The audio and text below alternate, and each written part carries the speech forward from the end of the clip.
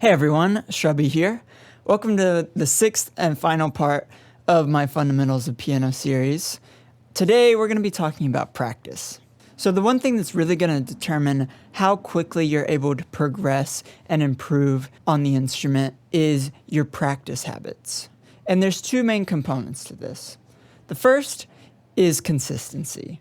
You'll see much quicker improvement if you commit to sitting down at the piano for even just a few minutes every day versus sitting down to practice only whenever you feel like it. And I would argue that consistency is even more important than simply the number of hours you're putting in. If you have somebody who practices just 1 day a week for 7 hours at a time versus somebody who practices 1 hour a day all 7 days of the week, the person who's practicing daily is most likely going to develop their abilities much quicker. Now, I don't know all of the exact neuroscience behind this, but the way I understand it is that whenever we go to sleep, the information that we've received throughout the day is processed while we're unconscious. That means that what I've learned from practicing today will be solidified in my mind overnight, and tomorrow I'll have a new foundation to build on top of. So if you're just starting out, I like to recommend that you start with a simple commitment. Maybe you sit down 3 times a week for at least 20 minutes to practice. And if you want to start taking it a bit more seriously, then you can start bumping it up to 4 or 5 days. But what's important is that you just start with a commitment that's very attainable and that you are going to be likely to stick to. The second component of practice is about the quality of your practice. In order to see the best results, we really want to be very focused and have specific goals that we're trying to attain in our practice. When trying to figure out what it is you should be practicing, I like to use this simple 2-step formula. The first step is to identify a limitation in your playing that you'd like to overcome.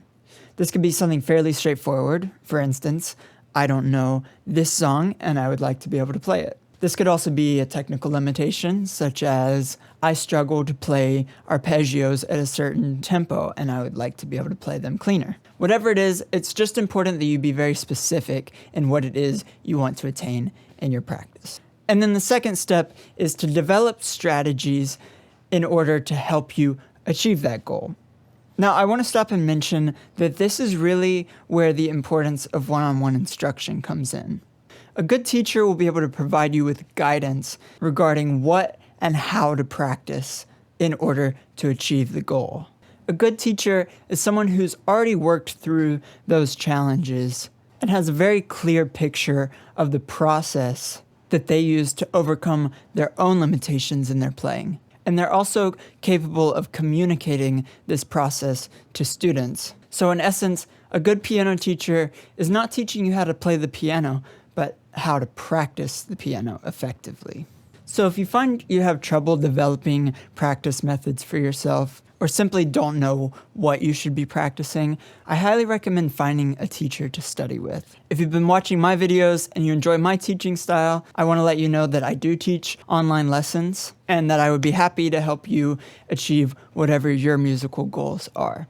So I'll be including a link in the description below where you can go to sign up for your very first lesson with me. Now, back to practice. Now that you've identified the goal that you're going to be working towards, you need to break this goal down into manageable steps. And I like to use the 10-minute rule. So the 10-minute rule is that whatever little step you're taking towards your goal should only take about 10 minutes to attain. I'll give an example. Let's say that my goal is that I'd like to be able to improvise over a 12-bar blues in B-flat. The first thing I need to know is the chord structure of a 12-bar blues. So there's 3 chords that I need to know in order to play a B-flat blues. B-flat 7, E-flat 7, and F7. My first 10 minutes of practice might be dedicated just to getting those chord shapes under my fingers. So for 10 minutes, I'm just going to practice switching between these 3 chords.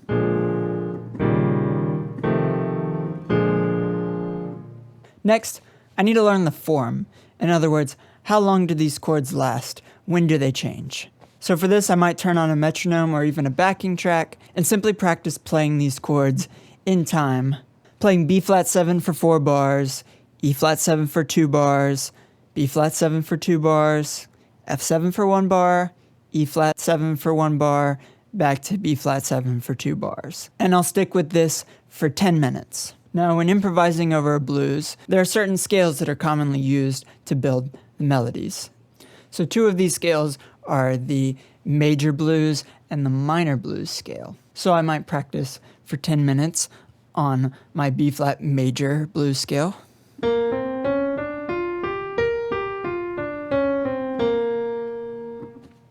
And then 10 minutes on my minor blues scale.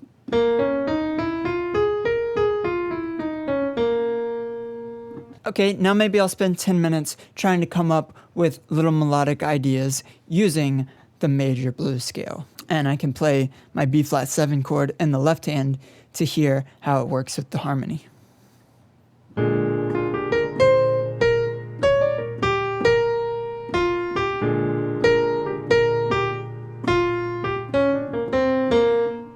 And then I can spend 10 minutes doing the same with the minor blues scale.